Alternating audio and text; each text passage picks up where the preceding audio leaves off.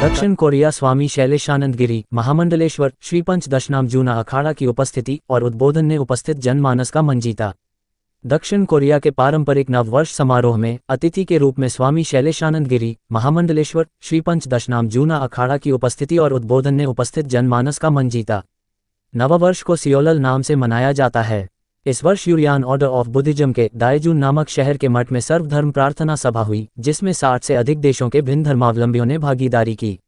मुख्य वक्ता के रूप में स्वामी शैलेशानंद जी ने कहा कि सनातन धर्म का देश भारत एकमात्र देश है जिसने कभी भी धर्म संप्रदाय के आधार पर किसी देश पर आक्रमण या भूभाग नहीं कब्जा किया है। साथ ही इसकी व्यापकता विश्व के एकमात्र धर्म के रूप में है जिसके उपशास्त्रों से अनेकानेक धर्म निकले हैं। आने वाली पीढ़ियों को विश्व शांति का पाठ अभी से पढ़ाना आवश्यक और युद्ध हथियारों पर सामूहिक प्रतिबंध लगाना आवश्यक है। सियोल महानगर के एक बड़े सभागृह में सम्मान में आकर्षक रंगारंग प्रस्तुति भी हुई।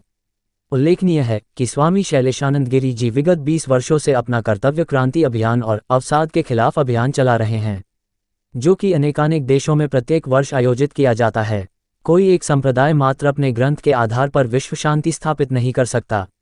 स्वामी शैलेशानंद गिरी महामंडलेश्वर श्री पंचदशनाम जूना अखाड़ा कोरिया से लौटने पर स्वामी जी ने बताया कि कोई एक संप्रदाय मात्र अपने ग्रंथ के आधार पर विश्व शांति स्थापित नहीं कर सकता और सनातन धर्म एक ऐसा विशाल दर्शन है जिसमें समस्त विश्व के संप्रदायों की जड़ है। अतः विश्व शांति का विचार इससे श्रेष्ठतम तरीके से क्रियान्वित हो सकेगा। उज्जैन से नीलेश मालवीय की रिपोर्ट। देखिएगा, जो दक्षिण कोरिया है वो चंद्र कैलेंडर के आधार पर चलता है, जैसे हम लोग भी ज़्यादातर चंद्र का आधार लेते हैं और ज्योतिष के अंदर।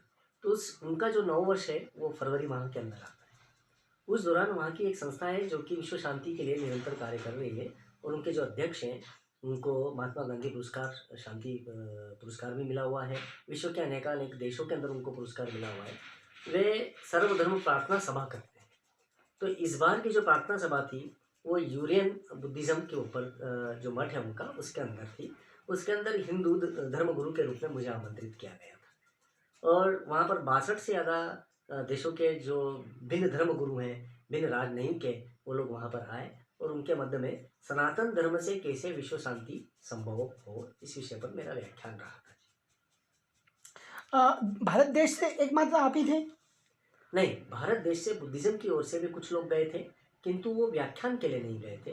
वो एक अंतर धर्म संवाद के लिए वहाँ पर पाठ्यक्रम होते हैं, उन पाठ्यक्रमों को अटेंड करने के लिए गए थे। बाकी वक्ता के रूप में, एक संत के रूप में, धर्मगुरु के रूप में मुझे आमंत्रित किया गया। कितने दिन का आयोजन था ये और कितने देश के लोग आए थे?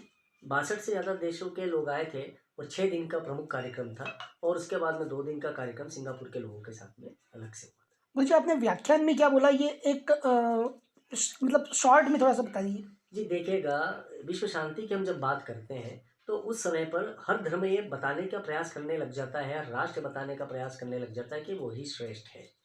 तो हमने बताया कि सनातन धर्म से उद्धृत है, वहाँ से ही इनका उत्सर्जन हुआ है, वहीं से समस्त जितने संप्रदाय हैं उनका निकलना हुआ है।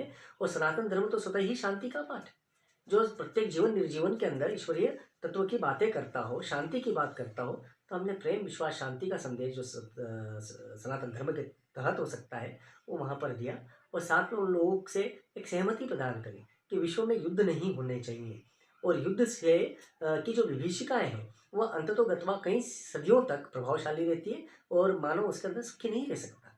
तो युद्ध के खिलाफ भी एक अभियान उसके अंदर था। गुरुजी, आपका पूरा परिचय? जी, मैं स्वामी शैलेशानंद गिरी महामंडलेश्वर श्री पंचदशनाम जूना अखाड़ा।